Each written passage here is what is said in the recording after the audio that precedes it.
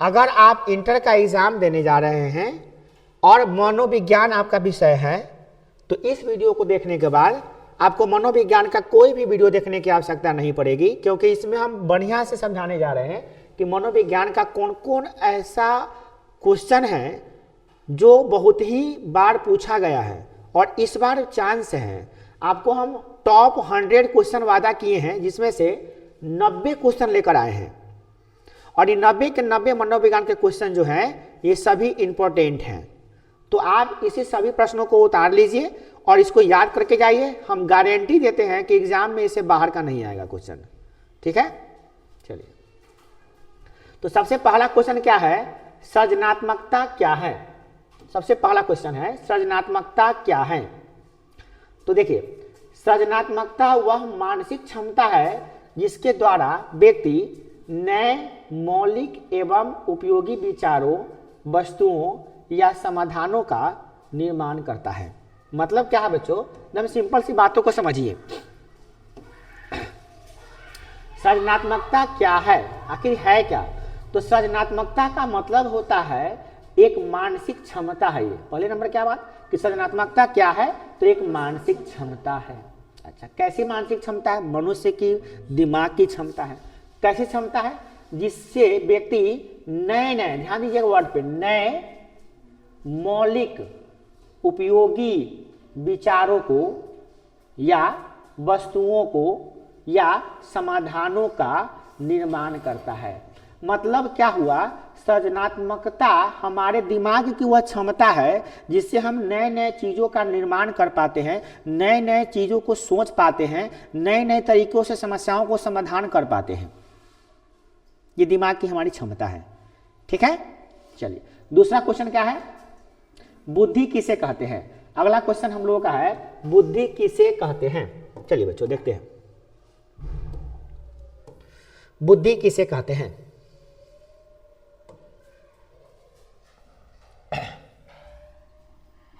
दूसरा प्रश्न है बुद्धि किसे कहते हैं। तो बुद्धि व्यक्ति की वह सामान्य मानसिक शक्ति है। बुद्धि क्या है, तो मनुष्य की मानसिक शक्ति है, दिमाग की शक्ति है, जिससे वह सीखता है कि तर्क कैसे करें। कोई बात हमको कुछ कहता है तो हम तर्क कैसे करें। जैसे किसी ने कहा कि आज कोचिंग बंद है, तो हम पूछते हैं ना कैसे पता चला है तुमको, तो नहीं, हम ग्रुप में सर जी मैसेज किए थे कि आज कोचिंग बंद है। अच्छा, तुम कब किया था, देखे हो, डेट देखे हो, सर जी के मोबाइल नंबर से आया है कि किसी दूसरा ने मैसेज कर दिया कि बंद है, देखे हो तुम, लाओ दिखाओ हमको भी, देखे तब तुम कहे हाँ ठीक कह रहे हो, सर जी के नंबर से आया है और सर जी ही लिख के भेजे हैं कि आज कोचिंग बंद है। तो हम समझ गए तुम्हारे इस ये जो तुम सवाल पूछ रहे हो उसे कि किसने कहा है, कौन भेजा है, तो यही तर्क करना कहते हैं। इसको क्या कहते हैं, तर्क करना। एक होता है कोई आदमी कुछ कहा और आप मान लिए, कोई तर्क वितर्क नहीं किया आप। एक होता है तर्क करना। तो तर्क कौन करता है, सवाल कौन पूछता है, जिसके अंदर बुद्धि होता है। बुद्धिमान व्यक्ति हमेशा कोई भी चीज़ को ऐसे ही नहीं मान लेता है, तर्क से मानता है, ठीक है। कोई भी समस्या का हल करना है तो उसको अच्छा से हल कर पाता है वो बुद्धि से, और वातावरण से समायोजन कर पाता है। मतलब वातावरण कैसा है तो हम कैसा रहेंगे, यह भी समायोजित करने का क्षमता आता है। कब, जब वह व्यक्ति बुद्धि को अर्जन करता है। यानी जिस व्यक्ति में बुद्धि होता है वही तर्क करता है, वही समस्या का हल करता है और वही वातावरण के अनुसार अपने आप को ढाल लेता है, अपने आप को समायोजित कर लेता है, ठीक है। तो बुद्धि क्या है, तो बुद्धि मानसिक क्षमता है। क्या है, मानसिक क्षमता है। कैसी क्षमता है, तो सामान्य मानसिक शक्ति है या क्षमता है जिससे हम किसी चीज को तर्क, किसी चीज से वो सीखते हैं, परिणाम किसी चीज को सीखते हैं, तर्क भी करते हैं, समस्या का हल भी कर पाते हैं और वातावरण के अनुसार उसके अपने समायोजित भी कर पाते हैं, वातावरण के अनुसार अपने आप को ढाल भी लेते हैं, ठीक है। नेक्स्ट क्वेश्चन देखिए क्या है।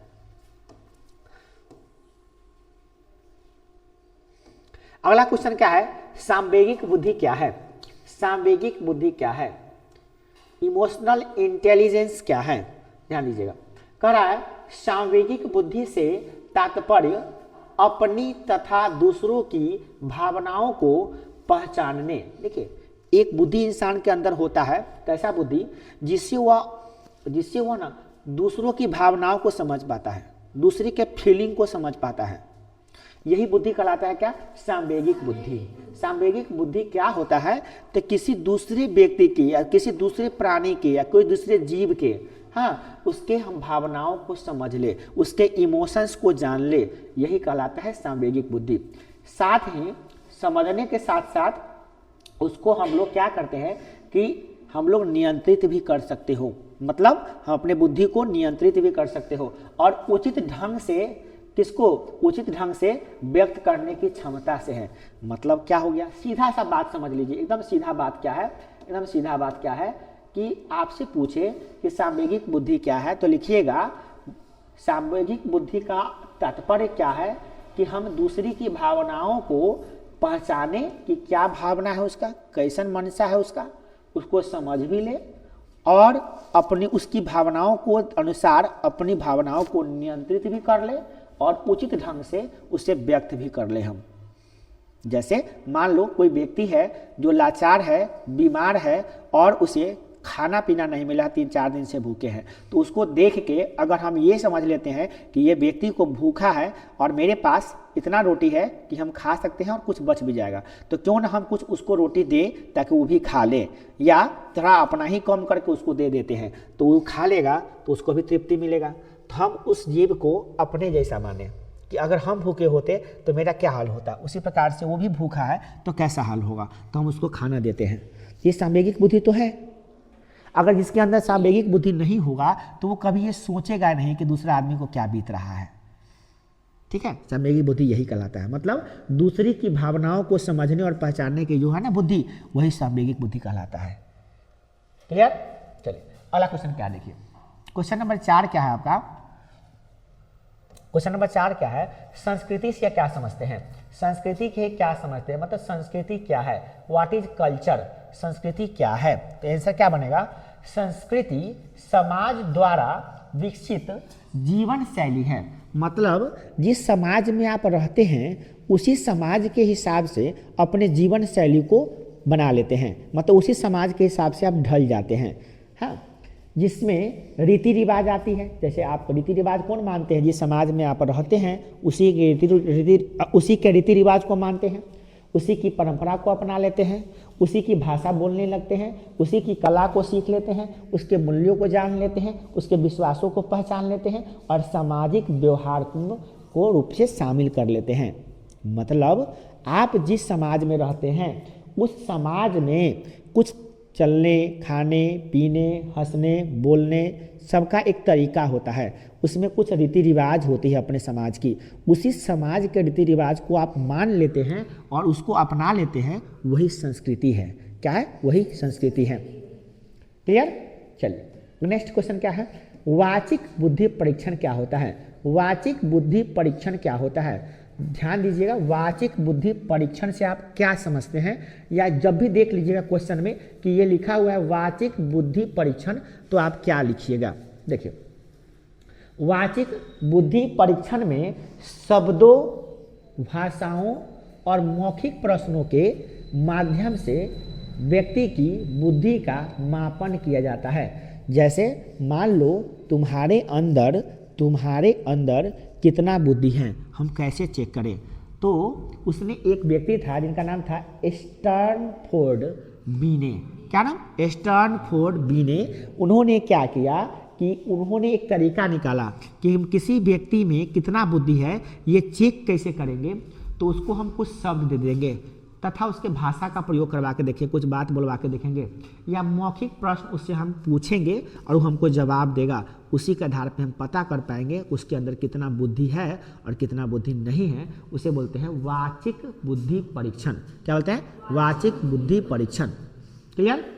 चलिए अगला क्वेश्चन है, अहम क्या है? अहम का मतलब होता है बच्चों ईगो। क्या होता है? ईगो।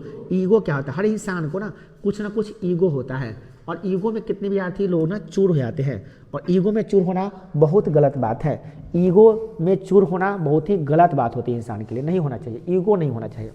आज पढ़ते हैं हम लोग अहम क्या है, इसको पढ़ते हैं, अहम नहीं पढ़ते बच्चों। क्या पढ़ते हैं? अहम।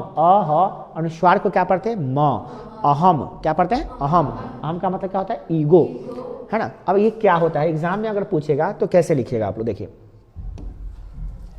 कह रहा है अहम व्यक्तित्व का वह भाग है, अर्थात इतना लाइन से हम ये समझे कि अहम क्या है, तो व्यक्तित्व का एक भाग है, पार्ट ऑफ आवर पर्सनालिटी, हमारे व्यक्तित्व का एक भाग है जो इदम और पराहम के बीच का होता है। इसमें न तो इदम होता है न पराहम होता है, ये बीच वाला होता है।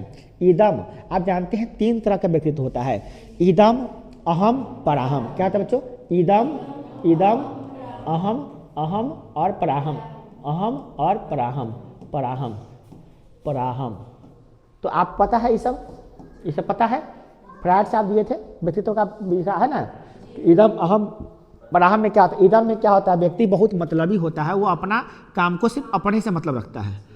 और पराहम में क्या होता है, बहुत आज्ञाकारी होता है, इसमें माता पिता या गुरु की आज्ञा के बिना कुछ करेगा ही नहीं, बहुत संस्कारी बच्चा होता है, बहुत ऐसे करोड़ों में 1-2 बच्चा होता है। और अहम क्या होता है, अहम न इदम होता है, न वो स्वार्थी होता है, न ज़्यादा आज्ञाकारी होता है, वो बीच वाला होता है। जैसे हम आप लोग हैं, ये हम लोग अहम वाले व्यक्ति हैं, हमारे अंदर भी ईगो हो जाता है कोई चीज़ का। अब कोई चीज़ हम आपको बोल देंगे तो आपके अंदर भी ईगो हो जाता है ना, कि हमको सर जी कैसे बोल दिए, काहे बोल दिए हमको, काहे खड़ा करा के छोड़ दिए हमको क्यों नहीं बैठाया गया। आपके अंदर भी अहम होता है और सब इंसान इसी में जीते हैं। कोई बच्चे जो होते हैं ना पराहम वाले होते हैं, कोई बच्चे, ठीक है। तो समझ में आ गया, आगे देखिए बीच का चीज होता है। अच्छा, इसमें क्या होता है, वास्तविकता के अनुसार निर्णय लेने का कार्य करता है, मतलब जो वह वास्तविकता रूप से देखता है, समझता है, उसके अनुसार से निर्णय लेता है, वास्तविकता पे जीता है। वो देखता है कि सब लोग कोचिंग जा रहा है हमारा दोस्त लोग, तो वो कोचिंग चल देता है, और देखता है सब लोग कोचिंग नहीं जा रहा है तो उसको लगता है कि कोचिंग बंद है तो वो भी नहीं जाता है। कहने का मतलब वास्तविकता के आधार पर जीता है। वो देखता है कि आइसक्रीम वाला जा रहा है तो उसको ललचाता है मन की आइसक्रीम खा ले, तो वो पैसा लेके जाता है, आइसक्रीम खरीद के खा लेता है, मगर जब तक पैसा नहीं मिलता तब तक नहीं खाता है। जबकि इदम वाला व्यक्ति क्या होता है, उस डायरेक्ट आइसक्रीम वाला से छीन के खा लेता है, बस हमको पैसा रहे चाहे हमको आइसक्रीम खाना जैसे भी खाए, वो छीन लेता है, आइसक्रीम चुरा लेता है वो। ऐसे इदम वाले व्यक्ति होते हैं। अब पराहम वाले व्यक्ति क्या होते हैं, अब उनको कह दिया था मतलब मम्मी से पैसा मांगने गया, मम्मी के देना पैसा हम आइसक्रीम खाएं, अब मम्मी बोलती है कि बउआ आई पैसा न हो बिहान खा ली है, तो मम्मी कहता है ठीक है मम्मी बिहाने खा लें। आइसक्रीम वाला के बोल देता हो आइसक्रीम वाला तू जा बिहान आई है तो बिहान खाएं, ऐसे बोलता है। ये पराहम वाले व्यक्ति होते हैं। ऐसे लोग बहुत ही कम होते हैं, ऐसे लोग बहुत ही कम होते हैं पराहम वाले, और सबसे अच्छा होते हैं पराहम वाले व्यक्ति, मगर ऐसे लोग बहुत कम होते हैं। ज़्यादातर लोग अहम वाले होते हैं, और इदम वाले व्यक्ति तो आजकल ज़्यादा बनते जा रहे हैं। आजकल लोग इदम वाले व्यक्ति बनते जा रहे हैं। इदम बहुत खतरनाक व्यक्तित्व होता है, ये अच्छा पर्सनैलिटी नहीं है, ये ऐसा नहीं होना चाहिए कि अपना काम बनता आभार में जाए जनता। ये इदम वाला क्वालिटी का मत अपनाइए बुआ, ठीक है ना। तो क्या होना चाहिए, कम से कम आप अहम बन जाइए, और अहम से भी अच्छा होना है तो पराहम वाला बन जाइए, है ना। और आप सभी हम सभी अहम वाले व्यक्ति हैं, इदम वाले और इदम वाले तो नहीं हैं हम फिलहाल में अहम वाले व्यक्ति हैं, पराहम भी नहीं है हम, है ना। चलिए नेक्स्ट अगला क्वेश्चन देखिए बुआ। अगला क्वेश्चन क्या है, बहिर्मुखी व्यक्तित्व क्या होता है। बहिर्मुखी व्यक्तित्व क्या होता है, आपको पता होगा कि व्यक्तित्व जो होता है वो 2 तरह का होता है, एक अंतःमुखी व्यक्तित्व और दूसरा होता है बहिर्मुखी व्यक्तित्व। यहाँ पे प्रश्न है कि बहिर्मुखी व्यक्तित्व से क्या समझते हैं, ध्यान दीजिए। बहिर्मुखी व्यक्तित्व वाला व्यक्ति मिलनसार होता है। जो बहिर्मुखी व्यक्तित्व वाला व्यक्ति होगा ना, वो मिलनसार होता है, केकरो से घुल मिल जाएगा तुरंत, और सामाजिक होता है, समाज में रहेगा, समाज के साथ घूमेगा, समाज के दुख सुख में साथ देगा, साथ में बोलने वाला होता है, उलझकोकर नहीं होता है, जहाँ होता है 10 गो आदमी के बीच में बोल सकता है वो, और समूह में रहना पसंद करता है। उसको अकेला रहना अच्छा नहीं लगता है, उसको मन करता है कि हम समूह में रहे, 10-20 आदमी के बीच रहे, उन लोगों का दुख सुख समझे, पार्टी शार्टी मनाए, दूसरों का दुख में रहे, हमारा दुख लोग समझे। ऐसे लोग होते हैं, सामाजिक व्यक्ति होते हैं। और ऐसे लोग क्या बनते हैं, तो नेता बनते हैं, ज़्यादातर नेता बनते हैं ऐसे लोग, है ना। बाहर टीचर बनते हैं ऐसे लोग, है ना। टीचर तो अंतः व्यक्तित्व वाले भी व्यक्ति होते हैं। और दूसरा ये भी समझ लीजिए कि अंतःमुखी व्यक्तित्व क्या होता है बच्चों, अंतःमुखी, ये भी समझ लीजिए आप लोग, अंतःमुखी व्यक्तित्व क्या होता है ये भी समझ लीजिए। अंतःमुखी व्यक्तित्व ये क्या होता है, ध्यान दीजिएगा आप, ये क्या होता है, इसका जस्ट उल्टा होता है बच्चों। क्या होता है, जस्ट इसका उल्टा होता है। अगर आप बहिर्व्यक्तित्व वाला व्यक्ति को याद कर लिए हैं तो अंतः व्यक्तित्व वाला व्यक्ति भी याद हो जाएगा। आप सीधे कर दीजिए क्या, अंतःमुखी व्यक्तित्व वाला व्यक्ति वह व्यक्ति होता है जो मिलनसार नहीं होता है, मिलनसार नहीं होता है। जो सामाजिक नहीं होता है वो व्यक्तिगत होता है, पर्सनल चीज़ों पर ध्यान देता है। बोलने वाला नहीं होता है, बहुत कम बोलता है, लचकोकर होता है, 10 आदमी के बीच में नहीं बोल पाता है। वो समूह में रहना पसंद नहीं करता है, वो अकेले रहना पसंद करता है। क्या लिखिएगा? वो अकेले रहना पसंद करता है। ऐसे व्यक्ति को क्या कहते हैं?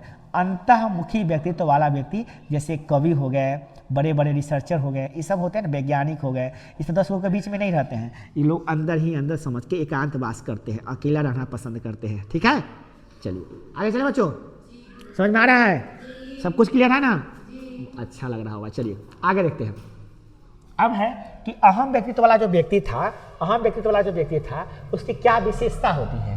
क्या विशेषता होती है? अभी आप पढ़े हैं अहम व्यक्तित्व वाला व्यक्ति, उसकी क्या विशेषता है, आखिर कैसे, उसकी क्या क्वालिटी है, क्या क्वालिटी है? तो कह रहा है अहम जो होता है ना, वास्तविकता के सिद्धांत पर कार्य करता है। जो व्यक्ति अहम व्यक्तित्व वाला व्यक्ति होता है वो वास्तविक चीज़ों को, रियलिटी को जानता है और उसी को मानता है, उसी को पहचानता है, उसी को फॉलो करता है। ठीक है, रियलिटी को, जो वास्तविकता में है। ख्वाब में बातों को नहीं देखता कि कल आइसक्रीम वाला आएगा तो खाएंगे, नहीं, आज है तो हमको पैसा दे, आज खाएम हम। हाँ, हम चोरी ना करबो मगर हम तो पैसा दे, आई हम खाएम। ये वास्तविकता पे सोचता है फ्यूचर में, अच्छा मम्मी कल ये बिहान आते तक खबर, तो बिहान तक सबर नहीं करता है, वो आज खाता है, मगर पैसा मांग के ले जाके आइसक्रीम वाला को देता है तब खाता है। समझ गए बच्चों? हाँ, वास्तविकता पर ध्यान देता है। और तर्क संगत निर्णय करता है कि भैया तर्क संगत, जैसे वो आइसक्रीम वाला जा रहा है तो पहले करता है, वो आइसक्रीम वाला रुका था, अब ले पैसा लेके, तो आइसक्रीम वाला रुक गया, वो घरे जाएगा, दो माई कहते तो पैसा देता जल्दी, आइसक्रीम वाला आयल है, फटाक दिन मांगेगा पैसा, मम्मी से पैसा मांगेगा, हाँ ला 5 रुपया ला, 5 रुपया का आइसक्रीम लावा, वो देता है, आराम से लेकर बैठ के खाता है, मजा आता है उसको। यह है अहम वाला व्यक्ति, वास्तविकता को देखता है कि वो सब कुछ समझ के तब लेता है ना, तो ये होता है। ईदम वाला व्यक्ति होता है तो क्या करता है? वो कहता है वो ना आइसक्रीम वाला जा रहा है, उन्हें आइसक्रीम वाला को मारता है, 1 ग्लास गिरा देता है, उन्हें आइसक्रीम छीन के भाग जाता है। यह ईदम वाला व्यक्ति। अब पढ़ाम वाला क्या करता है? वो आइसक्रीम वाला रुका अब ले, मम्मी कहना गया, मम्मी पैसा लावा तक खाए आइसक्रीम, तब वो आई न है, पापा ले गलो पैसा, खुला पैसा न है, 5 सहिया है, बाजार तो खर्चा हो जाए, छोड़ दे, बिहान खा लिया, बिहान ला देबो तोरा लगे बढ़िया का आइसक्रीम, ठीक है हो आइसक्रीम वाला जा, बिहान खा लो बिहान। ये होता है पराहम वाला व्यक्ति, है ना? ये तो ये अब देखिए यहाँ पे ये होता है। अगला क्या है? व्यक्ति की इच्छाओं और सामाजिक नियमों में संतुलन बना के रखता है। उसको इच्छा है आइसक्रीम खाने का, क्या इच्छा है? देखो ध्यान रखना, ये इच्छा में और सामाजिक नियमों में संतुलन बना के रखता है, बैलेंस। हमको आइसक्रीम खाना भी है, आज चोर भी नहीं करेंगे हम, न तो हम पैसा चुराएंगे ना आइसक्रीम को लूटेंगे, इज्जतदारी से, ईमानदारी से कम खाएंगे, आइसक्रीम खाएंगे मगर जरूर।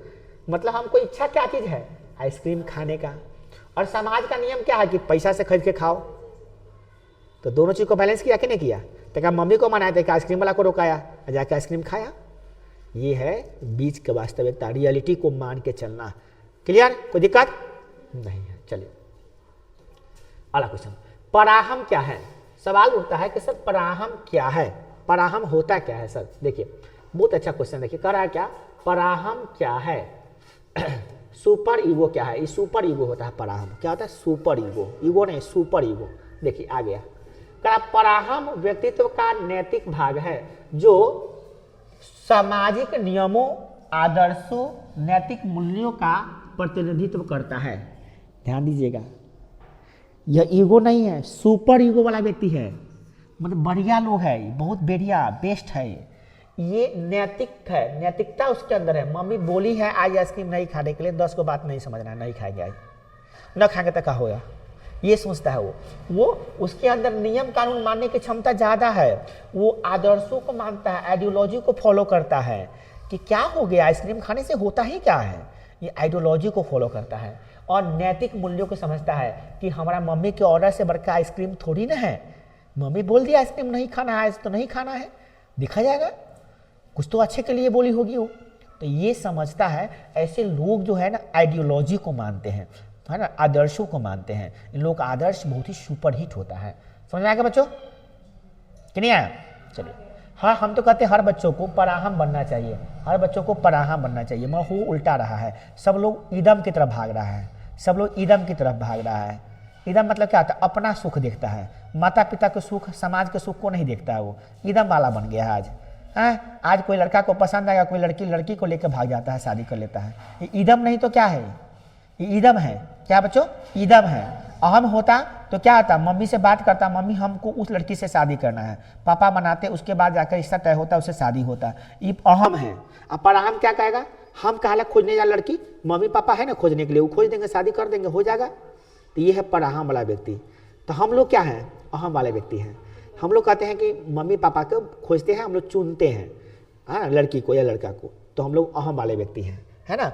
जबकि परहम वाला व्यक्ति तो उससे भी अच्छा अलग से पापा को बोलता है ना हाँ ना करो, जो कर दे, खोज दे, जो होगा शादी करा वो करा दे, वो देखो नहीं करेगा जल्दी फोटो। तो ऐसे कितने लोग होते हैं जो अपने पत्नी, जो होने वाली पत्नी का फोटो नहीं देखेगा, उसे मिलेगा नहीं, उससे बात नहीं करेगा। ऐसे कितने लोग होंगे, लाखों करोड़ों में से एक लोग होंगे शायद। अब है, अभी भी ऐसे लोग हैं जो अपने पिता के सामने अंधेरा उठा के बात नहीं करते हैं, ऐसे भी अभी लोग हैं, ऐसा नहीं कि नहीं है, बहुत कम है, न के बराबर है, बहुत कम है ना बच्चों। तो ये पराहम वाला व्यक्ति होता है। पराहम की विशेषता क्या होती है, पराहम वाले व्यक्ति का विशेषता होता है, क्वालिटी होता है बउआ। क्या क्वालिटी होता है, ध्यान से समझिएगा। सब व्यक्ति पराहम वाला नहीं होता है, जो पराहम वाला होता है उसमें क्या क्वालिटी होता है समझो इसको। कर रहा है अगला क्वेश्चन, 10वां नंबर क्वेश्चन, पराहम की विशेषताएं। तो कह रहा पराहम सही गलत का बोध कराता है, उसको पता है कि सही क्या है और गलत क्या है, उसको अंदर समझ आता है, बुद्धिमत्ता ज़्यादा है, ज़्यादा क्वालिटी है। दूसरा, नैतिकता व्यवहार को समझता है कि हम अपने पिताजी के सामने जाके लड़की चुनेंगे, हैं, इतना औकात हो गया हमारा, हमारे पिताजी है, सर्वोपरि है, वो जो कहेंगे वो हम मानेंगे, हमारे पिताजी हैं, हमारी मम्मी है, कोई बुरा तो नहीं सोचेगी, ऐसा तो नहीं हमारे लिए लंगड़ी लड़की शादी करा देगी, कन्ही लड़की से शादी करा देगी, ऐसा तो नहीं ना है जी। अगर करा रही है तो उसमें भी कुछ ना कुछ हमारा लाभ होगा। एक बात कह रहे हैं, कहीं ना कहीं माता पिता किसी के दुश्मन होते नहीं हैं, तो ये सोच के चलता है। अगला क्या हुआ, यह जो है ना वह क्या करता है, व्यवहार पर ध्यान दीजिएगा, व्यवहार पर, कोई भी व्यवहार, नैतिक व्यवहार पर नियंत्रण रखता है, अपने जो बिहेवियर है उस पर नियंत्रण रखता है, कंट्रोल रखता है, control your self, control my self, अपने आप पे नियंत्रण रखता है। और ऐसे व्यक्ति जो होते हैं ना, वो आदर्श आचरण करते हैं। क्या करते हैं बुआ, आदर्श आचरण करते हैं, वो गलत आचरण नहीं करते हैं, किसी भी काम को नहीं करते हैं जिससे किसी को ठोस पहुंचे, ऐसा कोई काम नहीं करते हैं जिससे माता पिता को सर झुका के जीना पड़े, ऐसा कोई काम नहीं करते हैं जिससे गुरु का अपमान हो, ऐसा कोई काम नहीं करते हैं जिससे किसी भी समाज परिवार के सदस्यों को ठेस पहुंचे, समाज के लोगों को ठेस पहुंचे, ऐसा कोई काम नहीं करता है। ठीक से बैठिए, पढ़ाम बनिए, ऐसा नहीं कीजिए, है ना। और प्रेरित करता है कि वो अच्छे काम करें, अच्छे कर्मों के लिए, दूसरे आदमी के लिए प्रेरणा देते हैं बच्चों, इंस्पायर करते हैं। जब ना वो बड़ा होता है ना तो लोग कहता है देखो ना फलाना का बेटा कितना अच्छा है रे, कितना संस्कारी है रे, कितना अच्छा है, उसके अंदर कितना गुण है, अच्छाई के लिए लोग जाने जाते हैं, लोग उसकी प्रेरणा देते हैं, लोग उसकी मिसाल देते हैं। ऐसे लोगों की, समझ गए, ऐसे लोग बहुत कम होते हैं बच्चों, है ना। अगर ऐसा तुम बन जाते हो तो तुम अपने आप में एक सफल व्यक्ति हो, अपने आप में ही एक सफलता तुम्हारे अंदर है। मगर ये थोड़ा कठिन होता है, इतना आसान नहीं होता है। कुछ चीज़ को समझना, किसी भावनाओं को समझना, कैसे किसी से बात करें, अपने माता पिता का सम्मान कैसे करें, अपने गुरुजनों का सम्मान कैसे करें। तुम यहाँ पे आए हो, क्या तुमसे वादा किए थे कि हम VVI क्वेश्चन बताएंगे ऑब्जेक्टिव सब्जेक्टिव वाला? नहीं बता किए थे, फिर भी हम तुम्हारे लिए काम कर रहे हैं, तो एक सम्मानजनक बातें हैं। हमको क्या जरूरी है काम करने को, कोई एक्स्ट्रा पैसा तो नहीं तुम दे रहे हो हमको कि सर गेसिंग कर दिए, बढ़िया तुम पढ़ाने का पैसा दिए, पढ़ा दिए। मगर नहीं, हम लोग का कर्तव्य होता है, हम लोग जानते हैं कि हमारे बच्चे हैं, अगर पढ़ के जाएंगे 2 नंबर ज़्यादा आ जाएगा तो कल हो कि मेरा ही प्रॉफिट होगा, और हमारे बच्चे अगर कहीं जाएंगे तो उनका भविष्य फ्यूचर 2 नंबर के लिए खराब नहीं होगा, 2 नंबर बढ़ जाएगा तो उनका फ्यूचर में बनल रहेगा।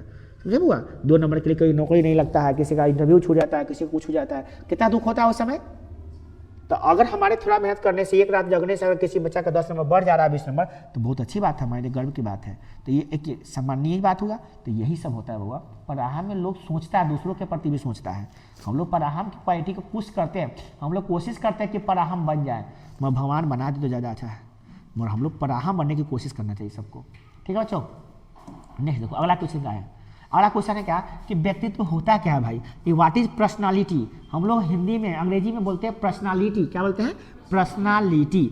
व्यक्तित्व क्या होता है भाई? तो कह रहा व्यक्तित्व व्यक्ति के विचारों, भावनाओं और व्यवहारों का संगठित रूप है।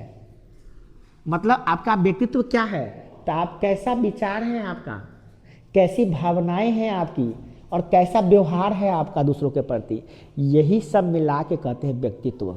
इसी तीनों को मिला के क्या कहते हैं? व्यक्तित्व कहते हैं। किसी चीज़ों का? विचारों का, भावनाओं का और व्यवहारों के मिले रूप को क्या कहते हैं? व्यक्तित्व कहते हैं। क्लियर? अच्छा, जो उसे दूसरों से अलग बनाता है और यही व्यक्तित्व के कारण आप दूसरों से अलग हो जाते हैं। आप हैं वो नहीं हो सकता। जैसे मेरे अंदर जो मेरा व्यक्तित्व है वो आपके अंदर नहीं है और जो आपका व्यक्तित्व वो मेरे अंदर नहीं है, इसलिए हम हैं और आप हैं, और हम जो है वो आप नहीं हो सकते हैं और आप जो है वो हम नहीं हो सकते हैं जल्दी, क्योंकि सबका व्यक्तित्व क्या है? वो अलग अलग है। समझ आ गया ना? यही व्यक्तित्व अलग अलग करता है इंसान का। सिर्फ नाक मुँह ही अलग नहीं होता है इंसान का, आदमी का व्यक्तित्व व्यवहार भी अलग होता है, सबका अलग अलग होता है बुआ। तो यही व्यक्तित्व हो गया, पर्सनालिटी हो गया। कोई दिक्कत नहीं? मजा आ रहा है? अब लग रहा है कि मनोविज्ञान आसान हो जाएगा हमारे लिए। चलिए 90 क्वेश्चन बताने वाले हैं बच्चों। 90 कितने? 90। चलिए अगला क्वेश्चन देखते हैं। आत्म क्षमता क्या है? आत्म क्षमता, सेल्फ एबिलिटी। क्या कहते हैं उसको? Self ability. आत्म माने मेरा, अपना, खुद का, क्षमता माने एबिलिटी। हमारे अंदर की क्या क्षमता है? आत्म क्षमता से आशय है व्यक्ति के उस विश्वास से है जिसके द्वारा वह अपनी योग्यता से किसी कार्य को सफलतापूर्वक कर सकता है। आपके अंदर वह विश्वास है। आत्म क्षमता क्या है? Self confidence. आपके अंदर वो सेल्फ कॉन्फिडेंस नहीं होगा तो आप कोई काम को सफलता से नहीं कर सकते हैं। जैसे आप सभी को इंटर में नंबर लाना है, अच्छा नंबर लाना है, आपका क्या चांस होना चाहिए? आप क्या एम होना चाहिए कि हमको 500 में 500 नंबर आए। ये लक्ष्य आपका होना चाहिए। होनी चाहिए कि नहीं होनी चाहिए? होनी चाहिए। और हम कहते हैं कि हम कोई कसर नहीं छोड़ेंगे 500 में 500 दिलवाने के लिए। हम ऑब्जेक्टिव सब्जेक्टिव सबका गेसिंग करवा रहे हैं इस बार। ऑब्जेक्टिव का रिवाइज करवा रहे हैं और सब्जेक्टिव का गेसिंग करवा रहे हैं, जो कभी नहीं करवाते थे। इतना आज हम इस बार मेहनत कर रहे हैं, हर साल से मेहनत कर रहे हैं। और आप लोग 500 में 500 हिट कर सकते हैं। थोड़ा मेहनत जम के कर लीजिए अभी से ना, आ जाएगा 500 में 500 नंबर। गजब बड़ी बात हो जाएगी। स्टेट टॉपर बन सकते हैं आप। पढ़ाई में कहीं कोई कमी नहीं छोड़ रहे हैं, बहुत बेहतरीन नॉलेज आपको दे रहे हैं, इसे ध्यान रखिए थोड़ा। तो क्या हुआ? आत्म क्षमता क्या है? तो आपके अंदर पहले आत्म क्षमता होनी चाहिए कि सेल्फ कॉन्फिडेंस होनी चाहिए कि हम 500 में 500 नंबर ला के रहेंगे आज से। अगर आज से भी पढ़ लेते हैं, बोले ना आज से भी मात्र 21 दिन पढ़ लेते हैं, आप इतिहास बदल दीजिएगा, अपना इतिहास बदल दीजिएगा। और उसमें साथ हम देंगे आपको गारंटी। सभी विषय का निकाल रहे हैं अभी ये क्वेश्चन। अब तो साथ है ना? आत्मविश्वास बढ़ रहा है कि नहीं बढ़ रहा है आपका? सेल्फ कॉन्फिडेंस आ रहा है अंदर से कि अब हम कर लेंगे। पास छोड़िए, सेकेंड छोड़िए, फर्स्ट में छोड़िए, आप ये टॉप के लिए तैयारी कीजिए 21 दिनों में। जहाँ पे होगा तहाँ पे जाएगा ना, टॉप के लिए तैयारी कीजिए। एकदम जी जान लगा दीजिए, झोंक दीजिए आग में, इस आग में, तैयारी की आग में जितना ताकत लगाने लगा दीजिए। हम आपके पढ़ाने के लिए 3 घंटे 3 बजे तक पढ़ सकते हैं नहीं, तो आप अपने आप को नंबर लाने के लिए 3 बजे तक नहीं पढ़ सकते हैं, 12 घंटा नहीं पढ़ सकते, 14 घंटा नहीं पढ़ सकते हैं। कसम खा लीजिए आज से 14 घंटा पढ़ेंगे, कसम खा लीजिए, एकदम लगा दीजिए जिंदगी को। जिंदगी में क्या लेके आए हो, क्या लेके जाओगे, यही मेहनत रंग लाएगा तुम्हारा। और यही मेहनत करने का जज्बा तुम्हारे अंदर होगा ना, तो एकदम ताकत बनेगा तुम्हारे अंदर। और तुम क्या करोगे? सफलता प्राप्त कर लोगे, सफलतापूर्वक काम को कर सकते हो। कब? जब तुम्हारे अंदर आत्म क्षमता होगा। सेल्फ कॉन्फिडेंस नहीं होगा तो कहाँ से करोगे? आज हम पढ़ाने आए, सेल्फ कॉन्फिडेंस है पढ़ाने के लिए, क्वेश्चन कोई भी होगा बताएंगे तब ना, तब तो वही बात है। आत्म क्षमता का मतलब होता है कि आपके अंदर का विश्वास, और वही विश्वास से आप अपनी योग्यता के आधार पर अपनी क्षमता, आप 500 में 500 नंबर सोच लिए, तो आपको योग्यता मान लिए 450 नंबर का, तो 450 नंबर आएगा, कोई दिक्कत नहीं, मगर आएगा तो सही ना। मगर आत्मविश्वास खो दीजिएगा तो 450 नंबर आने वाला होगा, 300 से कम आएगा, 230 ही आएगा, 340 सेकेंड में पढ़ जाइएगा। तो पहले आपको क्या करना पड़ेगा? हाई लेवल कॉन्फिडेंस होना चाहिए। आपके अंदर जो योग्यता है उसके आधार पर आप तैयारी कीजिएगा, आपको सफलतापूर्वक काम को कर लीजिएगा और आपको नंबर आ जाएगा। जिस दिन मार्कशीट पर लिखा आ जाएगा तो उस दिन विश्वास हो जाएगा, सर जी सही कह रहे थे भाई। जब इस 90 में से क्वेश्चन आएगा एग्जाम में, हम गारंटी देते हैं, कोई गारंटी लेगा? हम गारंटी देते हैं कि 90 में से क्वेश्चन बाहर से नहीं आएगा।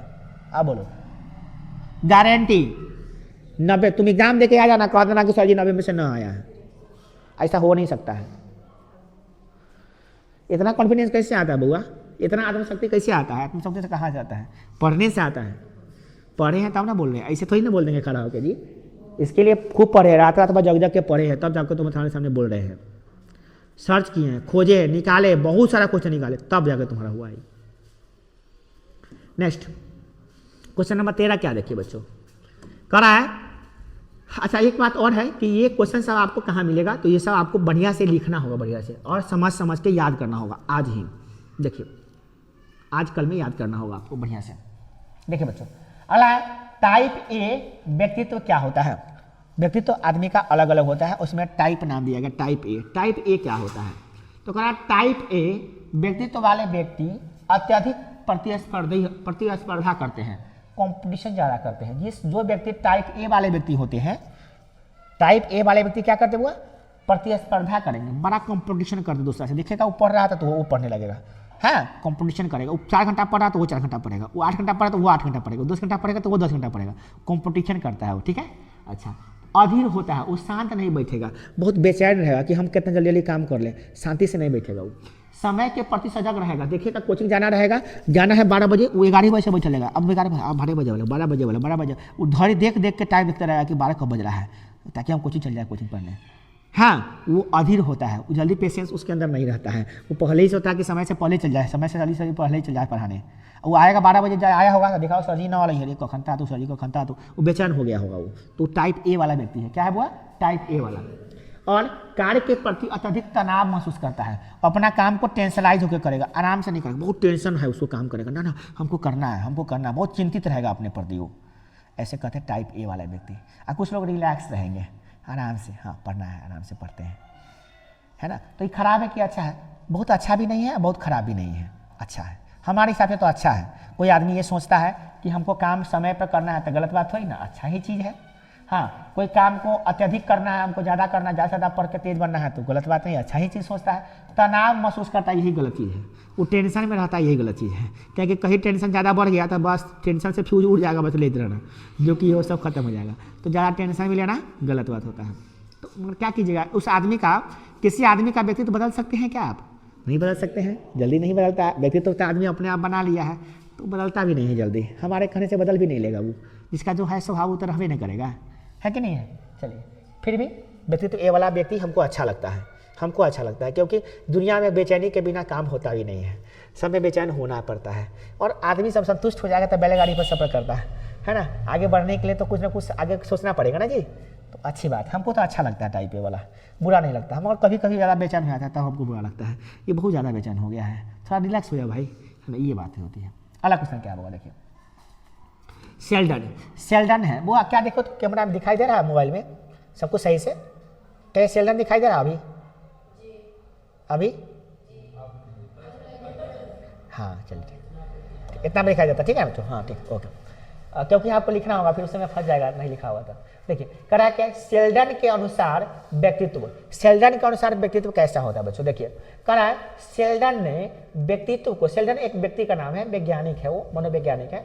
उन्होंने व्यक्तित्व को शारीरिक संरचना के आधार पर बनाया, कि आदमी का शरीर का जो बनावट होता है ना, उसके आधार पर उसका व्यक्तित्व होता है।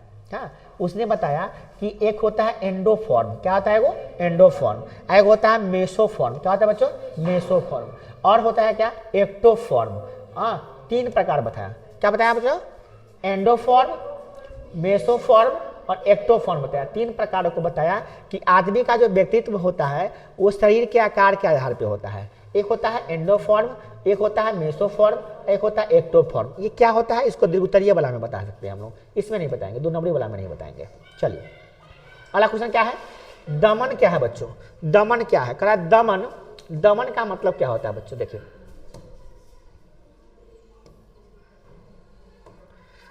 बात नहीं कीजिए, देखिए दमन क्या है, दमन होता क्या है। करा है, दमन एक रक्षा युक्ति है जिसमें व्यक्ति का अस्वीकार्य इच्छाओं और भावनाओं को अचेतन मन में दबा देता है। दमन, कोई चीज को मन में दबा लेना। दमन का मतलब क्या था बच्चा, कोई चीज को मन में दबा लेना, मन में ही रखना, मन में रख लेना, उसको बाहर नहीं निकालना, बस मन में सोचे, मन में आया, मन में रह गया, वो किसी को हम कहे ही नहीं। अगला है, आत्मसिद्धि क्या होता है, सुनिए ध्यान से, सबका पता है। किसके लिए जन्नत बनाया माधव, यहाँ कौन है जो गुनाहगार नहीं है। चलिए देखिए एक कहावत है बड़ा अच्छा, देखिए आगे।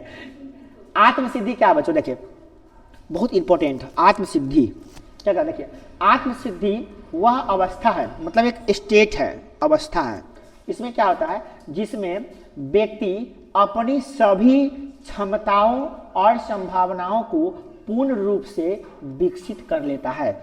मतलब जब आप जितनी क्षमता है उतना प्राप्त कर लिए, क्या प्राप्त कर लिए, क्षमता जितनी है उतनी प्राप्त कर लिए, और जितनी संभावनाएं हैं वो सभी प्राप्त कर लिए, तो क्या कहलाता है, आत्मसिद्धि कहलाता है। क्या कहलाता है, आत्मसिद्धि कहलाता है। वो लाइव क्लास है थोड़ा सा, सॉरी बाद में आते हैं। हाँ सॉरी हाँ, कोई बात नहीं। ये क्या कहलाता है, हुआ आत्मसिद्धि कहलाता है। देखो ध्यान देना, क्षमताओं मतलब क्या था, बताओ आपके अंदर जितनी एबिलिटी है सब प्राप्त कर ली। जैसे आप ना बहुत 500 नंबर लाने वाले थे और 500 लाने के लिए पूरी ताकत लगा दी है, उसके बाद जितनी संभावनाएं हैं, जितना भी आप पॉसिबिलिटी, जितना मेहनत करना चाहते हैं उतना कर लिए, तो आप क्या प्राप्त कर लिए, आत्मसिद्धि। जैसे आप जो बनना चाहते थे वो बन गए, जो प्राप्त करना चाहते थे वो प्राप्त कर लिए, तो क्या हो गया, आत्मसिद्धि हो गया। जैसे आप चाह रहे थे, आपका एम था कि मेरा 490 नंबर आए, ठीक है, इंटर में, और आप उसके लिए मेहनत किया, आपको आ गया, और आपको ना गिफ्ट दे लोग, वो मोटरसाइकिल दे, कार दे, लैपटॉप दे, सब दे, और जो भी गिफ्ट मिला था वो आपको गिफ्ट में मिल गया। जितना मीडिया चैनल है सब पे, मीडिया पे भी आ गए, आप न्यूज में भी आ गए, तो आपकी इच्छा पूरी हो गई, तो आपको क्या हो गया बुआ, आत्मसिद्धि हो गया, आपको मन खुश हो गया, आप सिद्ध हो गए, अपने आप को कर लिए। नहीं, इसे कहलाता है जो आपकी क्षमताएं हैं और संभावनाएं उसको पूरा रूप से कर लेते हैं, उसे क्या कहते हैं बच्चों, आत्मसिद्धि कहते हैं। कोई दिक्कत नहीं है, चलिए आगे देखते हैं। अगला क्वेश्चन क्या है, तादात्म्य क्या है बुआ, तादात्म्य क्या है, ध्यान दीजिएगा, तादात्म्य क्या है। चलिए वर्ड क्या है, तादात्म्य क्या है। देखिए हम शॉर्ट में लिख दिए, इसमें प्रश्न जुड़ा है, तादात्म्य क्या है, तादात्म्य से क्या समझते हैं, तादात्म्य का क्या अर्थ होता है, तादात्म्य क्या तात्पर्य है, अलग तरह होता है। मत तादात्म्य देखिएगा, मार दीजिएगा आंसर, यही मार देना है आपको सीधा, है ना, कुछ भी रहे उसके आगे। आगे देखिए तादात्म्य क्या है। तादात्म्य वह प्रक्रिया है जिसमें व्यक्ति किसी दूसरे व्यक्ति के गुणों, विचारों या व्यवहारों को अपनाकर अपने जैसा बना लेता है, अपने जैसा बना लेता है, अपने बनाकर अपने जैसा बना लेता है। ध्यान दीजिएगा, कहने का मतलब, तादात्म्य का मतलब होता है कोई व्यक्ति है, जैसे हम हैं, और हम क्या किए, हमारे टीचर हैं, वो पढ़ाते हैं, हम देखें वो कैसे पढ़ाते हैं, कैसे बोलते हैं, कैसे बच्चों को समझाते हैं, वो चीज़ को सीख लिए हम, ठीक लिए, और उसको अपनाकर हम भी अप्लाई कर लिए अपने आप पे, हम भी वैसे ही पढ़ाते हैं, बच्चों को समझाते हैं, बच्चों को सिखाते हैं, तो वो क्या हो गया, तादात्म्य हो गया। क्या हो गया, तादात्म्य। किसी के गुणों को या किसी के अवगुणों को भी सीख सकता है कोई आदमी, अवगुणों को भी सीख सकता है, तो कोई भी व्यक्ति का कोई गुण है चाहे अवगुण है, उसको आप सीख लेते हैं और सीख कर उसको अपने व्यवहार में शामिल कर लेते हैं, आप भी वैसा के करने लगते हैं, तो क्या कहलाता है बच्चों, यह प्रक्रिया क्या कहलाता है, तादात्म्य कहलाता है। क्या कहलाता है, तादात्म्य कहलाता है। कोई दिक्कत नहीं है। चलिए 17 नंबर क्वेश्चन हो गया, अब है 18 नंबर क्वेश्चन। अब क्वेश्चन है कि तनाव, क्वेश्चन क्या बच्चों, तनाव, तनाव के उपाय बताएं। जितना भी क्वेश्चन ऊपर बताए हैं सब चला गया ऊपर, ना बच्चों, पहले क्या वाला सब, तब चलिए अब ध्यान रख रहे हैं, बीच में आना चाहिए, बीच में क्वेश्चन आता तो ठीक रहता, नहीं। चलिए क्वेश्चन क्या है बच्चों, तनाव से निपटाने का उपाय। तनाव है, टेंशन है, उसको खत्म करने का क्या उपाय होना चाहिए, तनाव को कम करने का उपाय क्या है। आप लोगों को टेंशन होता है कि नहीं होता है, होता है, चलिए टेंशन को हम खत्म करने का उपाय बता रहे हैं, उसको फॉलो कीजिएगा, टेंशन खत्म हो जाएगा आपका। कोई भी टेंशन, किसी भी चीज़ का टेंशन, टेंशन खत्म करने का तरीके क्या है बच्चों, है ना, सब देंगे आपको, घबराइए नहीं। तनाव से निपटने के लिए सबसे पहला क्या करिए, योग करिए बच्चों, क्या करिए, योगा, योगा होना चाहिए, पर डे योगा करिए 30 मिनट। ध्यान कीजिए बच्चों, ध्यान, ध्यान लगाइए कहीं एक बिंदु पर, एक जगह पे, एक फोटो पे, एक जगह पे। व्यायाम कीजिए, हर दिन पुशअप कीजिए, एकदम एक्सरसाइज वगैरह कीजिए, रोज रोज एक्सरसाइज कीजिए। हाँ, सकारात्मक सोच रखिए, सोच नेगेटिव नहीं रखिए, पॉजिटिव थिंकिंग रखिए। हे हमसे हो जाएगा, हमसे काहे नहीं होगा, 500 नंबर काहे नहीं आएगा, न हम तो न पढ़ते रहिए पहले से, अब हम पढ़े से केना आता, कोई बात नहीं है, हटाइए, नेगेटिव थिंकिंग है। अब तो पढ़ रहा है ना, अभी से पढ़ो, अभी से नंबर आ जाएगा, ये सकारात्मक थिंकिंग लगाओ। आप चाहते हैं कि आपका टेंशन कम हो, तो सबसे पहला क्या कीजिए बच्चों, योग करना शुरू कर दीजिए, ध्यान कीजिए, व्यायाम कसरत कीजिए, सकारात्मक सोच रखिए, पॉजिटिव थिंकिंग, समय प्रबंधन कीजिए, टाइम मैनेजमेंट, किस समय में क्या काम करेंगे, किस समय पढ़ेंगे, किस समय घूमेंगे, किस समय सोएंगे, किस समय घूमें, किस समय दोस्तों से बात करेंगे, हर चीज़ का एक टाइम रखिए। पढ़ने के टाइम में नो बकवास, बकवास करने के टाइम में नो पढ़ाई, ठीक है ना। मिक्स मत कीजिए बकवास में पढ़ाई, पढ़ाई में बकवास, दोनों को अलग अलग रखिए। टाइम मैनेजमेंट कीजिए। उसके बाद सामाजिक सहयोग, समाज में जो लोग सहयोग दे सकता है, बड़े भैया, बड़े लोग, बड़े दीदी, बड़े चाचा, बड़े भाभी, जो भी लोग आपकी सहायता करने वाले हैं उनसे सहयोग लीजिए। अत्यंत उपयोगी उपाय है, ये सब करिएगा तो आपको टेंशन कम होगा। समाज वाला काम कीजिए, सामाजिक रूप से काम कीजिएगा तो आपको टेंशन नहीं होगा। समाज से अलग मत रहिए, समाज के साथ जुड़ के रहिएगा तो आपको ताकत मिलेगा। अगला, तनाव का स्वास्थ्य पे क्या प्रभाव पड़ता है। अगर मान लो आपको टेंशन हो गया है तो क्या आपके स्वास्थ्य पे, आपके हेल्थ पे कोई प्रभाव पड़ेगा? हाँ, तनाव, प्रश्न है तनाव का स्वास्थ्य पर क्या प्रभाव पड़ता है। तो तनाव का स्वास्थ्य पे बहुत गहरा प्रभाव पड़ता है, बहुत गहरा। पहला नंबर बात, अत्यधिक तनाव से उच्च रक्तचाप हो जाता है, हाई ब्लड प्रेशर हो जाता है, बीपी हाई हो जाता है, सिर दर्द होना शुरू हो जाता है, चिंता होने लगती है, अवसाद आता है, नींद की कमी आ जाती है, नींद की समस्या, नींद नहीं आती है, हृदय का तेजी से धड़कना हो जाता है और हार्ट का बीमारी हो जाता है, और कभी कभी तो हार्ट अटैक भी हो जाता है और आदमी मर भी जाता है हार्ट अटैक से। समझ गए? इसीलिए ज़्यादा टेंशन नहीं पालना चाहिए। हाँ, ज़्यादा टेंशन पालने से बुद्धि का, तन का, मन का, धन का सबका नाश होता है। ज़्यादा टेंशन इंसान को नहीं पाना चाहिए। टेंशन उतने लीजिए जितना से आपको लाभ मिले। चलिए अगला क्वेश्चन क्या है, सामाजिक तनाव क्या होता है। सामाजिक तनाव भी होता है, तो हाँ, समाज का भी तनाव होता है। अभी क्या होता है जरा समझिए इसको। सामाजिक तनाव क्या होता है, कह रहा है कि सामाजिक तनाव वह तनाव है। सामाजिक तनाव क्या है बच्चों? वह तनाव है। यह तनाव होता है। कैसा तनाव होता है?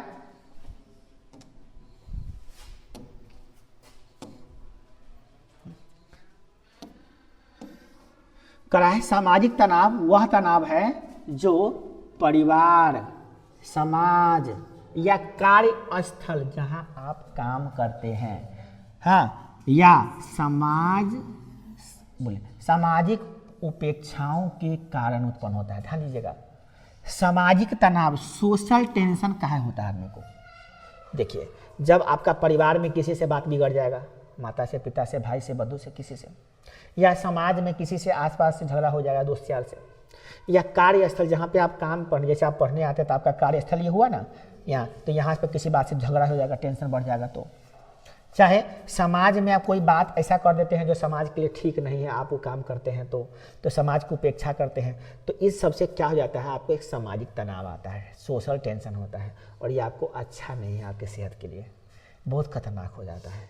टेंशन जब पाल लीजिएगा ना तो आपको पेंशन नहीं मिलेगा, आप बहुत दिक्कत में पड़ जाइएगा बच्चों, बहुत दिक्कत में पड़ जाइएगा। टेंशन बेवजह मत पालिए, मत पालिए।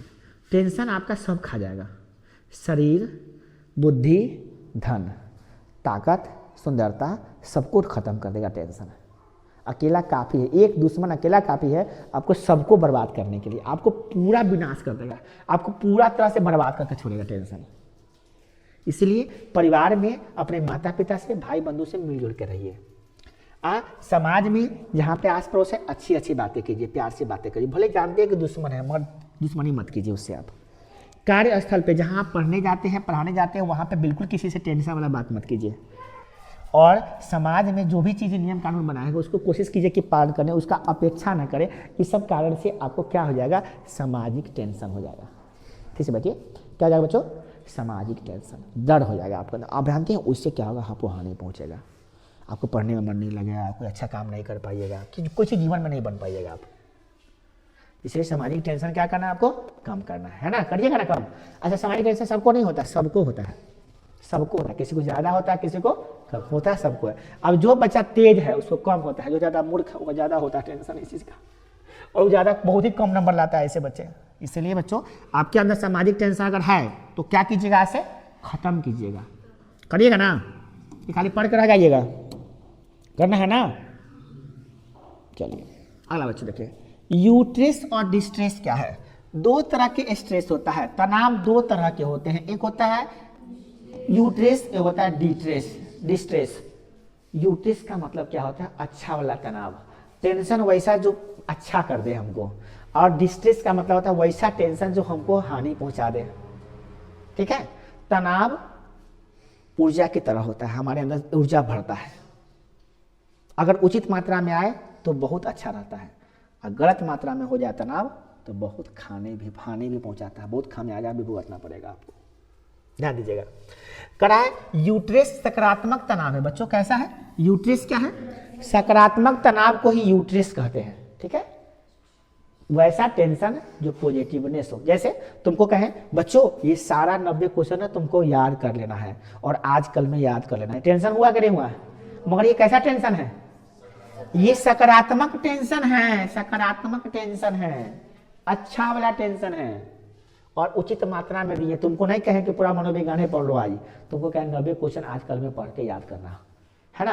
तो हम ये भी कहें कि चलो कोई बात नहीं, आजकल में नहीं होगा तो 3-4 दिन में कर लो, 5 दिन में कर लो, 6 दिन में कर लो, सप्ताह भर में कर लो, और उससे भी कमजोर हो तो तुम 1 महीना में ही पूरा कर लो, एग्जाम में लिख देना है कि नहीं है? ये नहीं कहे हैं। तो ये तनाव तो अच्छा वाला तनाव है जी। अच्छा, जो प्रेरणा दे रहा है आपको अच्छा नंबर लाने के लिए, प्रेरणा दे दी है, ये क्या दिए? जबकि उसके जगह पे उल्टा क्या है? डिस्ट्रेस। ये क्या होता है डिस्ट्रेस? डिस्ट्रेस जो होता है वो नकारात्मक तनाव है। कैसा तनाव है बच्चों? नकारात्मक, जो स्वास्थ्य और कार्य क्षमता को नुकसान पहुंचाता है, आपके स्वास्थ्य को खराब कर देगा, आपके कार्य क्षमता को बिगाड़ देगा, आपको नुकसान ही नुकसान पहुंचाएगा। वो टेंशन नहीं लेना। जैसे आपको ये टेंशन हो गया, बाप रे सारा विषय पढ़े के है, मात्र 21 दिन बचल है, किना सब पढ़बे हम, सारा वीडियो याद करे के बा, हुआ गेल बड़े एकदम। वो कहते हैं नेगेटिव टेंशन। ज़्यादा टेंशन पालोगे तो जो तुम्हारा होने वाला 21 दिन में वो नहीं होगा, सब गया काम से। हुआ के पढ़ने बैठ गए, मनोविज्ञान पढ़ लेते हैं, हिंदी पढ़ लेते हैं, इहो पढ़ लेते हैं, वो पढ़ लेते हैं, रे बकलोल। एक बार पढ़ने पड़े एक टाइम में, ये वो तो हो ही ना, 10 गो पढ़े बैठ ले एक बार में। ऐसे बच्चे नेगेटिव तनाव में जीते हैं, और आपका रिजल्ट गड़बड़ाने का सबसे बड़ा कारण यही होता है, टेंशन पा लेना नेगेटिव वाला। सकारात्मक टेंशन रखिए। आप ये सोचिए कि मनोविज्ञान का आज हम कैसे याद करेंगे। इतना ही याद करते हैं, पहले उतना याद हो जाए, कहिएगा अभी जाइएगा तो 90 को याद नहीं कर जाइए, कहिएगा अभी हम 10 को याद कर लेते हैं, वो से कमजोर है तो कहिएगा चलो 2 को याद कर लेते हैं, 2 को याद हो जाए, 2 को याद हो गया, लिख के देखते हैं लिखा रहा है, लिखा गया, फिर 2 को और याद कर लेते हैं। ऐसे बारी बारी से बढ़ाइए लोड, दिमाग को लोड कभी मत दीजिए।